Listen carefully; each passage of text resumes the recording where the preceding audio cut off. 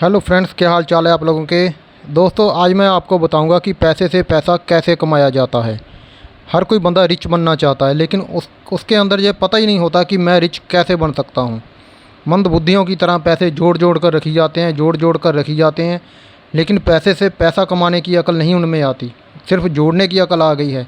जोड़ जोड़ कर रखी चलो, बैंक में रख लो, कहीं और इन्वेस्ट कर कर रख लो, लेकिन जोड़ कर रखो। ऐसी जगह पर मत लगाओ जहाँ पर पैसा बढ़े। सिर्फ जोड़ जोड़ कर रखना है, वो पड़ा ही घट जाता है। आज मैं कुछ ऐसे टॉपिक पर बात करूंगा आपको, जिससे आपके पैसे की इनकम भी बढ़ेगी और आपके आने वाला फ्यूचर भी सेफ रहेगा। शुरू से जो हमारा एजुकेशन सिस्टम है, बचपन से जो हमको सिखाया जाता है, वो सिर्फ एक ही चीज़ होती है कि भाई पैसा कमाओ, किसी ढंग से कमाओ, बस पैसा कमाना है। पैसा कमाने पर तो सभी का फोकस है, हर कोई लगा हुआ है पैसा कमाना के लिए। लेकिन कुछ इससे आगे और भी कोई चीज़ है जो इससे भी इम्पोर्टेंट है, और उस पर किसी का भी फोकस नहीं है। पैसा कमाने से ज़्यादा ज़रूरी है कि आपने पैसा कितना बचाया, कितना खर्च कर दिया और कितना बचा लिया।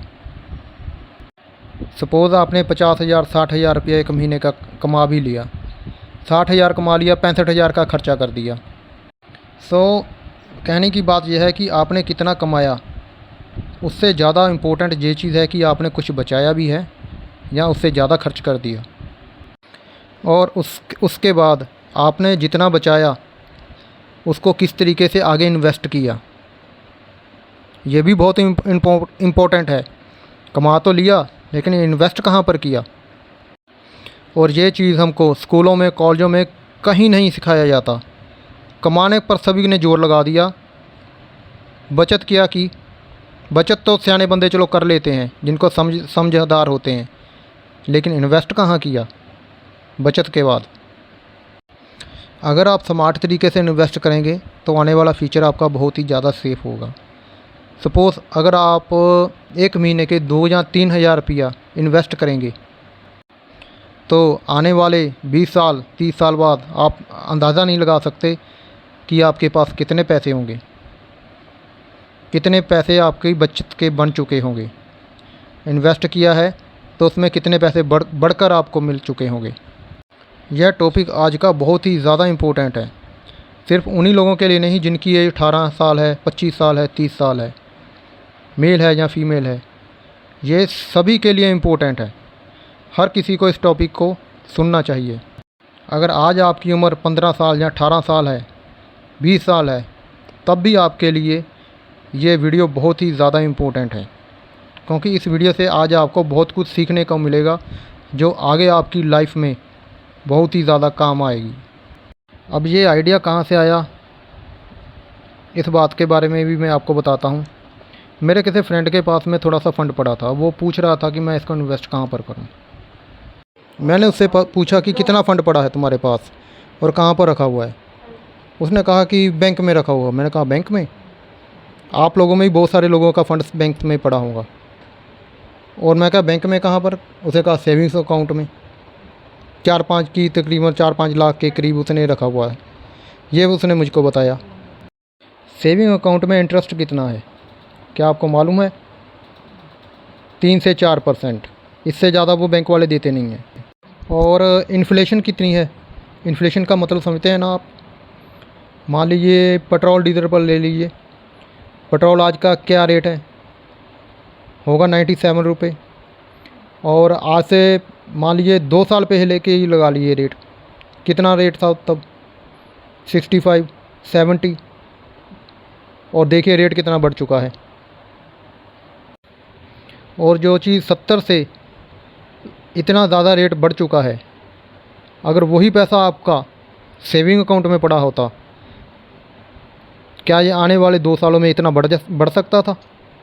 आप खुद ही अंदाज़ा लगा लीजिए। 15 से 20 रुपये 1 लीटर का अगर मान लीजिए बढ़ोतरी हुई है 2 सालों के बीच में, तो क्या ये बैंक में पड़ा आपका इतने % बढ़ता? अगर इन्फ्लेशन 6% है और बैंक ब्याज आपको 3% मिल रहा है, तो ये समझ लीजिए आप कुछ उसमें से कमा नहीं रहे हैं, बल्कि गंवा रहे हैं, घाटा खा रहे हैं रोज़ के रोज़, दिन ब दिन। उस पैसे की वैल्यू आपके ख़त्म हो रही है जो बैंक में रखा हुआ है।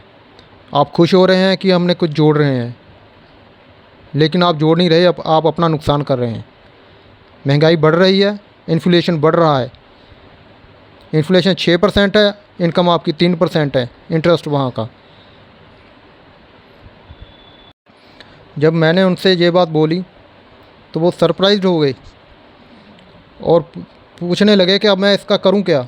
मैंने उनसे कहा सेविंग में क्यों रखा है, एफडी क्यों नहीं करवाई आपने? एफडी में 7% आपको इंटरेस्ट मिलेगा। मैंने कहा फिर एफडी क्यों नहीं करवाई? कहते मैंने कभी किसी इस बारे में सोचा ही नहीं था, किसी ने बताया ही नहीं था मुझको कि एफडी करवा लो। ये कुछ छोटे छोटे स्टेप होते हैं। अगर आप इन छोटे छोटे स्टेप पर काम करेंगे ना तो आने वाला फ्यूचर आपका बिल्कुल सेफ़ हो जाएगा। जैसे कि मान लीजिए 5 साल तक आपने फ़ंड पड़ा है, उसको ज़रूरत नहीं थी, तो 5 साल की आप एफडी करवा लें। फ़िक्स ना करवाएं, थोड़े थोड़े कम रेशो में करवा लें कि बीच में अगर ज़रूरत पड़ जाए 1 साल की करवा लें, 1.5 साल की करवा लें।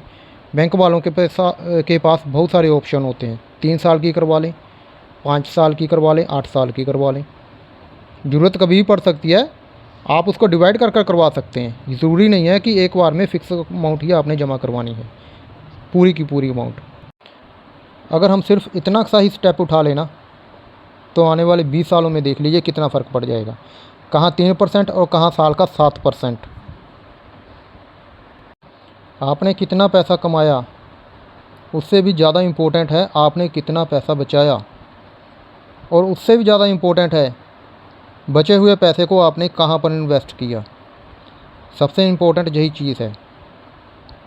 रुका हुआ पैसा हमेशा घट जाता है, इन्फ्लेशन बढ़ जाता है। अब पैसे को बचाते कैसे हैं? सभी लोगों का एक ही मेथड है, बार्गेनिंग करो। सब्जी वाले के पास चले गए, उससे मोल भाव कर लो।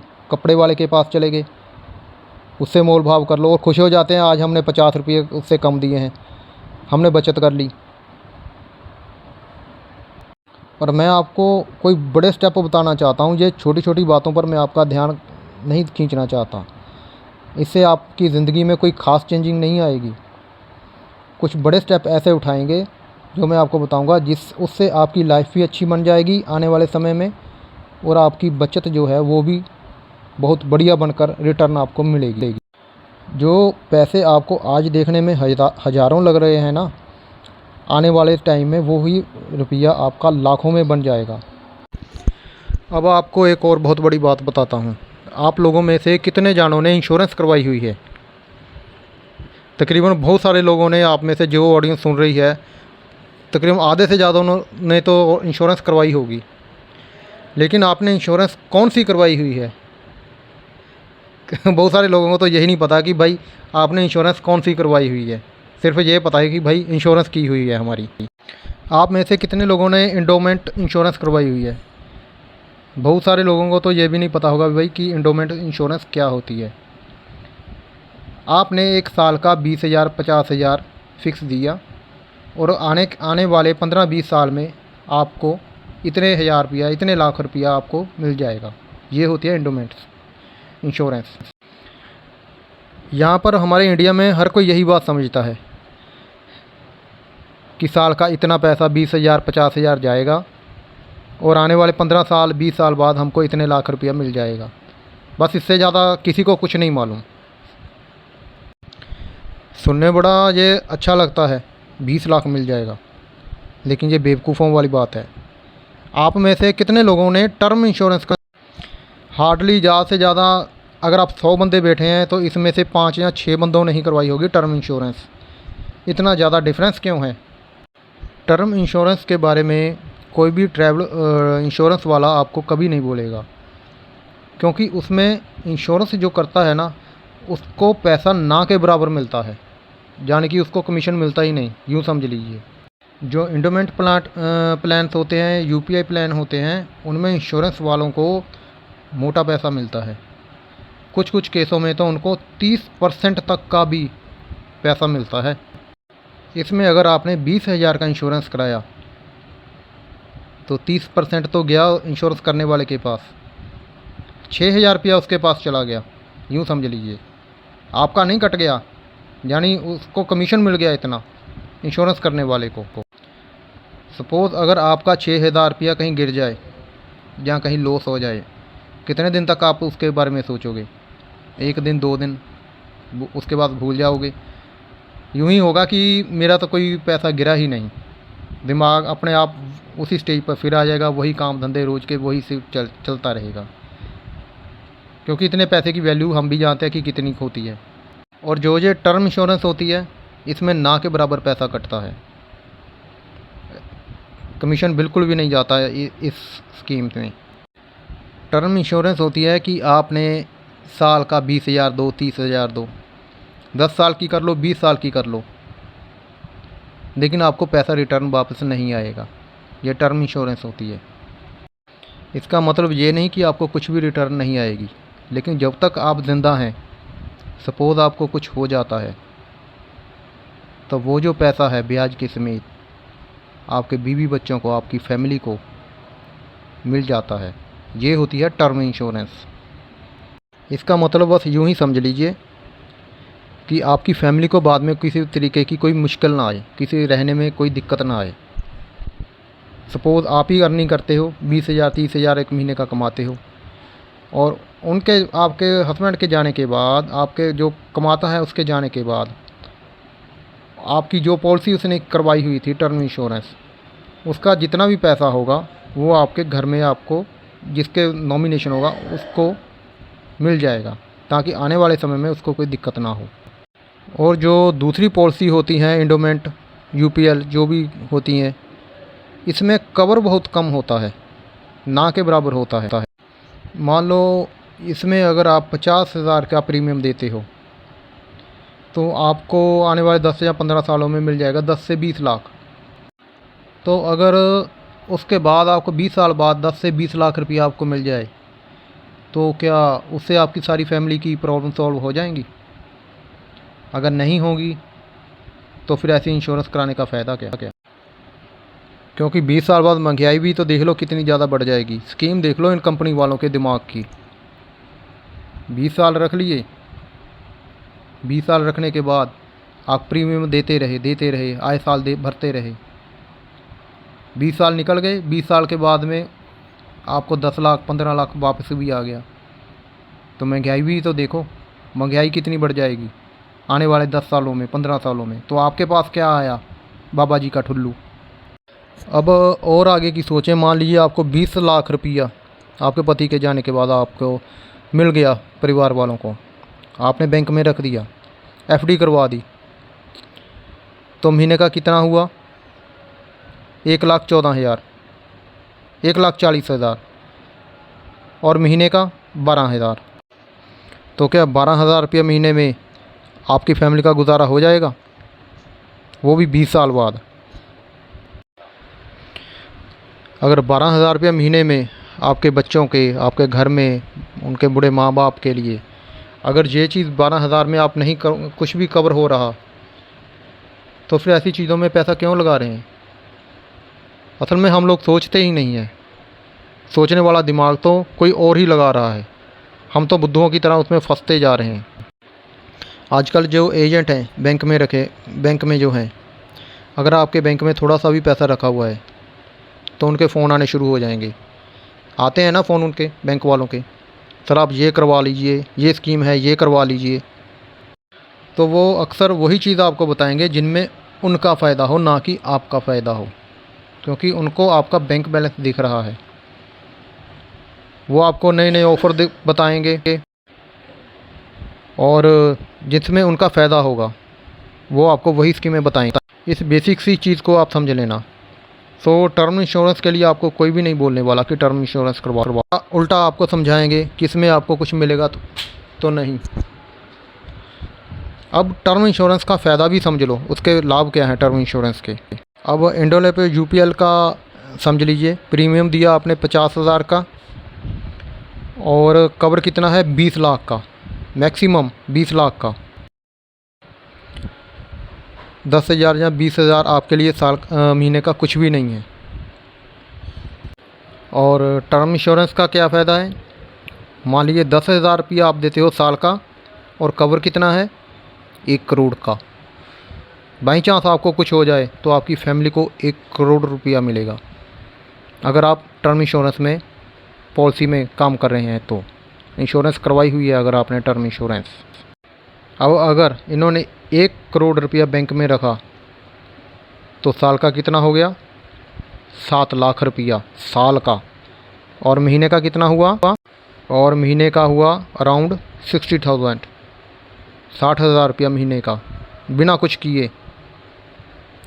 बहुत है 60,000 रुपया। इंश्योरेंस का मतलब कभी भी यूँ मत समझिए कि मुझको वापस मिले। इसका मतलब होता है कि लाइफ कवरेज के लिए होता है ये, कि आपकी लाइफ को जो कवर करे, इसका मतलब ये होता है। और हम लोग क्या करते हैं, इतना दे दिया, 20 साल बाद इतना मुझको वापस मिल जाएगा। बहुत बैलेंस जीरो ही होता है, उसमें कुछ भी नहीं मिलता आपको। जो मिलता है महंगाई के हिसाब से उसकी रेशो कुछ नहीं बनती। मान लो आप लाख रुपया महीने का कमा रहे हो तो आपको पॉलिसी कितने की चाहिए? कम से कम 1.5-2 करोड़ की। और 2 करोड़ की अगर आपको पॉलिसी चाहिए तो उसके लिए प्रीमियम आपका कितना जाएगा? साल का 20,000 रुपये। बस 20,000 में 2 करोड़ रुपए की आपकी पॉलिसी कवर हो जाएगी। इससे ज़्यादा आपने कुछ नहीं देना। इसे कहते हैं पैसे को बचाना। टर्म इंश्योरेंस में आपको पैसा मिलेगा, लेकिन जब कुछ हो गया तब मिलेगा। उससे पहले तो आपको प्रीमियम ही भरना है। खुद की सेफ्टी है इसमें, आपके परिवार की सेफ्टी है, माँ बाप की पीछे जो परिवार है, जो भी घर बार में जो भी कुछ है, बहन वगैरह, सबकी सेफ्टी है इसमें। जाते जाते भी अपने परिवार को आप कुछ ना कुछ देकर ही जाएंगे। और इसके बाद हेल्थ इंश्योरेंस। हेल्थ इंश्योरेंस आज के टाइम में सबसे ज़्यादा ज़रूरी है। मान लीजिए आपने बहुत मेहनत की, बहुत काम किया, बहुत पैसा बचा भी लिया, काफ़ी सारा धन आपने इकट्ठा कर लिया, 10-20 साल काम कर कर आपने 15-20 लाख रुपया मान लीजिए आपने बचा भी लिया। और अगर कोई बीमारी होगी, हार्ट की हो गई, कोई गुर्दे की हो गई, कोई गोड्डों की हो गई, किडनी प्रॉब्लम, तो कितना समय लगेगा आपके 10 से 15 लाख रुपये को ख़त्म होने में? सिर्फ 1 हफ्ते की खेल है, देख लीजिए। सब लोग प्रैक्टिकली इस बात को समझिए। समय सब पर आता है। हेल्थ इंश्योरेंस अगर आपने नहीं करवाई हुई तो ये समय आप पर भी आएगा। और अपनी सेविंग देख लीजिए या इंश्योरेंस देख लीजिए। एक बार कोई ना कोई बीमारी कोई ऐसी लग गई, वैसे भगवान ना करे किसी को लगे, पर मोस्टली लगती है, क्योंकि जिस तरह के हम एनवायरनमेंट में रहते हैं। सिर्फ ज़्यादा से ज़्यादा हफ्ता या 10 दिन की खेल है ये। इस बात को समझ सभी लोग रहे हैं, लेकिन कितने लोगों ने हेल्थ इंश्योरेंस करवाई हुई है? सिर्फ चंद लोगों ने। ये बहुत ही ज़रूरी इंश्योरेंस है, आपको ये करवा लेनी चाहिए। अगर आप हेल्थ इंश्योरेंस में कवर ज़्यादा चाहते हैं ना, तो आपको थोड़ा सा प्रीमियम ज़्यादा देना पड़ता है। सिर्फ थोड़ा सा, इतना नहीं है कि बहुत ज़्यादा प्रीमियम देना पड़ेगा। सिर्फ थोड़ा सा प्रीमियम दीजिए और पूरी फैमिली का हो जाएगा, आपकी वाइफ का, बच्चों का, आपका, सभी का हेल्थ इंश्योरेंस एक बार में ही हो जाएगा। थोड़ा सा बस प्रीमियम उसमें ज़्यादा जाएगा। हेल्थ इंश्योरेंस मस्ट है। हेल्थ इंश्योरेंस कहिए, मेडिकल इंश्योरेंस कहिए, ये बहुत ज़रूरी है। अगर हेल्थ इंश्योरेंस नहीं कराई हुई तो हॉस्पिटल्स में बिल भरने के लिए आपकी सेविंग बहुत जल्दी ख़त्म हो जाती है। और दूसरा, आप यूँ तो नहीं छोड़ सकते अपने रिलेटिव को, माता पिता को, भाई बहन को, किसी को भी, बच्चों को, तो आपको लोन लेना पड़ सकता है आगे के लिए। और कर्ज लेने का मतलब क्या है कि आप आने वाली ज़िंदगी में कभी सेविंग कर ही नहीं सकते, पहले आपको कर्ज ही उतारना पड़ेगा। और देख लीजिए ये कितना कॉम्प्लिकेटेड है। आप जितना जोड़ोगे पैसा वो उधार चुकाने में आपका लग जाएगा, बचत तो आपके पास होगी नहीं। या तो आप लोन लोगे बैंक वगैरह से, या यारों दोस्तों से, मित्रों से पैसा उधार लोगे। अगर उनका नहीं वापस करोगे तो दोस्ती ख़राब हो जाएगी, रिश्तेदारी से लोगे तो रिश्तेदारी ख़राब हो जाएगी। पैसा आपको चुकाना पड़ेगा, और पैसा ऐसी चीज़ है जिसके सिर पर चढ़ जाए वो छेती छेती उतरता नहीं है। फिर कर्जा, उस पर ब्याज भी लग जाता है उल्टा। सारी उम्र इंसान ब्याज भरता ही मर जाता है, लेकिन जो मेन रकम होती है वो खड़ी की खड़ी रह जाती है। अब आप देख ही लीजिए कितनी बड़ी प्रॉब्लम है ये। अब इससे आगे एक बात और बताता हूँ क्विक मनी की। भाई इतना पैसा लगा दो, 20,000 लगा दो, 50,000 लगा दो, हफ्ते में आपको 1 लाख बन जाएगा, 6 महीनों में आपका 1 लाख बन जाएगा। वहाँ से जल्दी परे हो जाओ, भाग जाओ वहाँ से। ऐसी बहुत सारी स्कीम चल रही हैं मार्केट में, और लाखों लोगों ने अपने पैसे गंवाए ही गंवाए हैं। लाभ उसमें कुछ भी नहीं होता, क्योंकि गेम कोई और बंदा खेल रहा होता है। अब आगे आपने मान लीजिए स्मार्ट तरीके से पैसा जोड़ लिया, फालतू की चीज़ों में आपने पैसे की इन्वेस्टमेंट नहीं की। मान लीजिए इंडोमेंट इंश्योरेंस में आपका साल का 50,000 जा रहा है, तो वो 50,000 आपका आने वाले 20 साल के लिए ब्लॉक हो गया। आप उसको अब हमने इसको स्मार्टली यूज़ किया, टर्म इंश्योरेंस करवा ली। टर्म इंश्योरेंस करवाई तो उसमें से हमको पैसा बचा। अब हम उस पैसे को कहाँ पर इन्वेस्ट करें? बैंक अकाउंट में पड़ा रहें? वो एक्चुअली आपका पैसा कम हो रहा है, बढ़ नहीं रहा। अकाउंट्स में तो यही हाल है, 3% ब्याज में। और इसके बाद आगे का एक टिप और देता हूँ आपको। आज से दो साल पहले गोल्ड का रेट क्या था? आज का रेट 60,000 से ऊपर चल रहा है। आज से 2 साल पहले गोल्ड का रेट इंटरनेट पर सर्च कर देख लीजिए कितना था, और आज का रेट कितना फ़र्क पड़ा है। तब रेट 45 से 50,000 के बीच में होगा। 50,000 मानकर चल जाइए कि 50,000 का रेट होगा। 2 साल पहले की बात कर रहा हूँ, लेकिन आज 60,000 से ऊपर जा रहा है। अब उसमें देख लीजिए कितना, यानी इसमें फ़र्क पड़ गया है 1 साल के भीतर। आपको कुछ नहीं करना, सिर्फ एक गोल्ड, अगर आपके पास पेमेंट है तो थोड़ी बहुत इन्वेस्ट गोल्ड में कर दीजिए। उसको लेकर घर में रख लीजिए, लॉकर में रख लीजिए, जहाँ पर भी आपको अच्छी सुविधा लगती है, जहाँ पर आपको लगे कि ये मेरा सेफ पड़ा है, वहाँ पर रख लीजिए। और साल बाद उसकी देखिए उसको आपको रिटर्न कितनी मिलती है। बैंकों में तो सिर्फ आपको 3% की रिटर्न मिलेगी, एफडी में 7% की। एफडी में बाद में टीडीएस काटते हैं वो। और इससे बेहतर है कि आप गोल्ड में इन्वेस्ट कर लें। इससे अच्छा दूसरा साधन बनता है कि आप किसी प्रॉपर्टी में इन्वेस्ट करें। प्रॉपर्टी में ऐसे इन्वेस्ट करें जिसमें वैल्यूएशन आने वाले समय में जहाँ पर आसार हों, कोई नई चीज़ बन रही हो, जैसे कि कोई रेलवे स्टेशन, कोई बस स्टैंड, या कोई मार्केट, कोई प्लाजा वगैरह बन रहा हो, उसके आसपास जगह खरीद लें। वहाँ पर प्रॉपर्टी के रेट बढ़ने के काफ़ी चांस हो जाते हैं। आने वाले कुछ समय में वहाँ के रेट दुगने तक भी हो जाते हैं। कंपटीशन में ही प्रॉपर्टी के रेट बढ़ने शुरू हो जाते हैं। जब किसी चीज़ की डिमांड उठती है तो वहाँ पर रेट ऑटोमेटिकली बढ़ जाते हैं। अगर कहीं पर ये दाना मंडी, अनाज मंडी अगर आ रही है तो उसके आसपास जगह खरीद कर रख लें, क्योंकि आने वाले समय में वहाँ पर काम भी निकलेगा, आपका रोज़गार भी बढ़ेगा और जगह के रेट भी बढ़ेंगे। सबसे बेस्ट तरीका यही है प्रॉपर्टी में इन्वेस्ट करने का। अगर आप खाली प्लाट ले लेकर इधर उधर रख रहे हैं तो उसमें कोई फ़ायदा नहीं है। आने वाले समय में वो बढ़ेंगे भी नहीं। प्रॉपर्टी हमेशा ध्यान से ऐसी जगह पर ख़रीदो जहाँ पर आपको पूरा चांस मिले कि यहाँ पर रेट बढ़ेंगे ही बढ़ेंगे।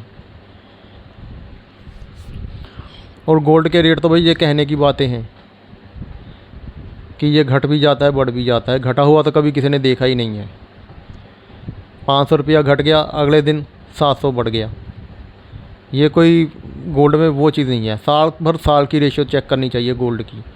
अगर आज 60,000 है तो अगले साल में कितनी हो जाएगी, या दिवाली के समय में कितनी हो जाएगी। दिवाली के समय गोल्ड के रेट हमेशा बढ़ते ही बढ़ते हैं, क्योंकि उसकी डिमांड उठती है।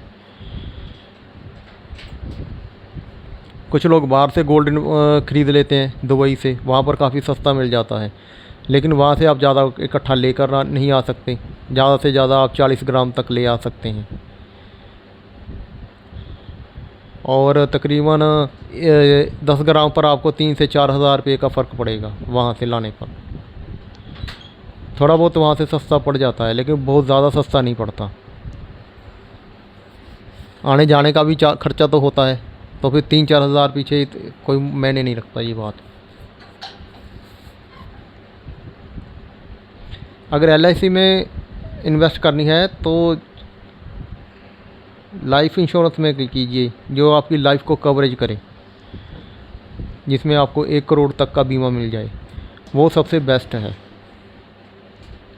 दूसरे में तो अगर आप कुछ इन्वेस्ट करते हैं, 20,000 महीने का साल का इन्वेस्ट करते हैं, और आपको 20 साल बाद 12 लाख मिल जाए, 15 लाख मिल जाएगा, उतनी तो महंगाई भी बढ़ जाएगी 20 साल बाद। तो आपके पैसे की वैल्यूएशन तो वही की वही रहेगी, बढ़ी नहीं, उल्टा घट गई। इसलिए LIC में तो इन्वेस्ट करने वाला को टर्म इंश्योरेंस में आप इन्वेस्टमेंट कीजिए, वो सबसे बेस्ट है।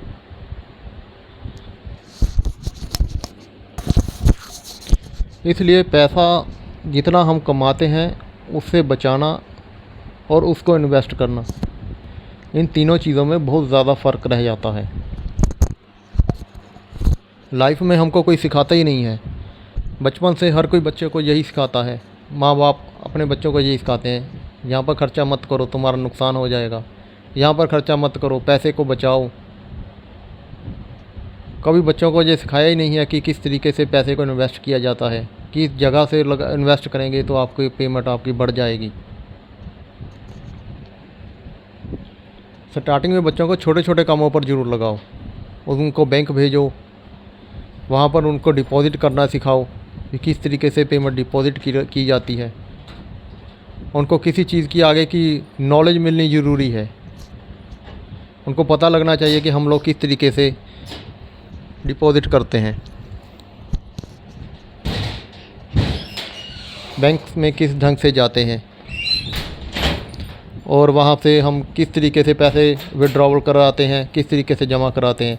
ये बेसिक चीज़ें हैं जो बच्चों को बचपन से ही सीख लेनी चाहिए। ऐसे बच्चे आगे जाकर बहुत ही ज़्यादा पैसे को संभालने वाले, पैसे को बरतने वाले, उनको पता लग जाता है पैसे की वैल्यू का। जो बच्चे इस तरीक़ा से नहीं करते उनको वैल्यू का पता नहीं चलता। क्योंकि ये छोटी छोटी बातें होती हैं, अगर ज़िंदगी में ये चीज़ हम ढाल लें, बच्चों को सिखाएं और ख़ुद भी इस चीज़ को इन्वेस्ट करना सीखें, तो हम लोग कभी भी गरीब नहीं रहेंगे। हम लोगों को पता लग जाएगा कि हम लोग कहाँ पर गलत हैं, कहाँ पर सही हैं, हमें किस ढंग से इन्वेस्ट करनी चाहिए। ये बेसिक सी चीज़ें हैं जो हर इंसान को सीखनी चाहिए। घर में ख़र्चा सिर्फ उतना ही करो जितनी आपकी ज़रूरत है। अपनी इनकम के हिसाब से ख़र्चा कीजिए। ज़रूरत से ज़्यादा खर्चा किया हुआ आपको कंगाल कर सकता है।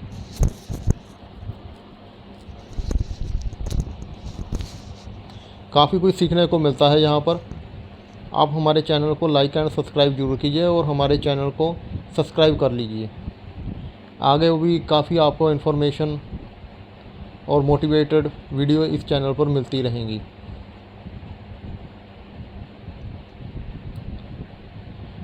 आई होप आपको ये वीडियो काफ़ी अच्छी लगी होगी और काफ़ी इन्फॉर्मेटिव लगी होगी। हमारा तो काम है भाई आप लोगों को जागरूक करना। मिलेंगे अगली वीडियो पर बहुत ही जल्दी। तब तक के लिए थैंक यू सब लोगों का। वीडियो को और चैनल को सब्सक्राइब, वीडियो को लाइक ज़रूर कर लीजिए।